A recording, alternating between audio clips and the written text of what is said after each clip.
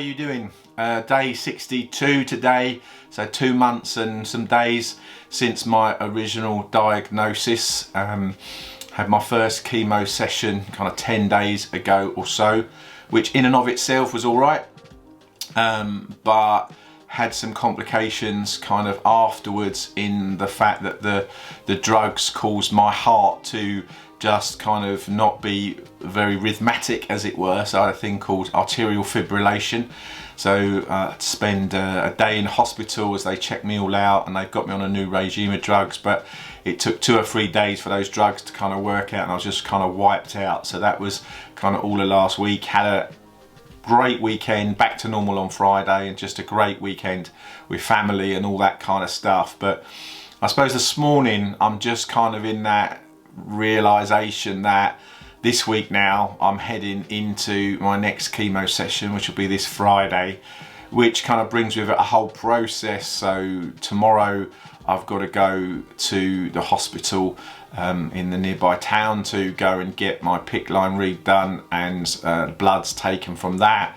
And then on Wednesday I've got a conversation with the consultant, and then on Thursday a conversation with the chemo unit, and then on Friday I go in to the chemo unit. And so I think this morning I'm just kind of feeling, I guess, the reality of the fact that for the next 3 months this is my life. It's just everything is about this disease that is in me, it feels like, anyway. And I have some great days. It's not like I'm feeling every day, but just that kind of ongoing realization that now this week is all about getting ready for the chemo, and then next week it'll be all about recovering from the chemo, and then the week after that I'll be getting ready for the chemo, and so the cycle continues. And you know, it's not like I haven't got any quality of life or anything, you know, in between. It's just that, I guess, realization this morning that this is it now for the next 12 weeks or whatever it is. And yeah, it's just, I don't know, just getting me down a little bit, I suppose. But in all of that, you know, went to church yesterday, had such a great time. Lifespring is just an amazing place, and if you're ever in West Sussex in Horsham in the UK, look us up, Lifespring Church. We'd love to see you. It's yeah, it's a great place, is Lifespring, and yeah, just a great time just to worship God. That's where I feel kind of most connected to God, most kind of satisfied in Him, really, just worshipping. And a good friend of mine who's a cancer sort of surgeon, consultant surgeon, kind of said to me, worship is always the best chemo. And I've really taken that to heart.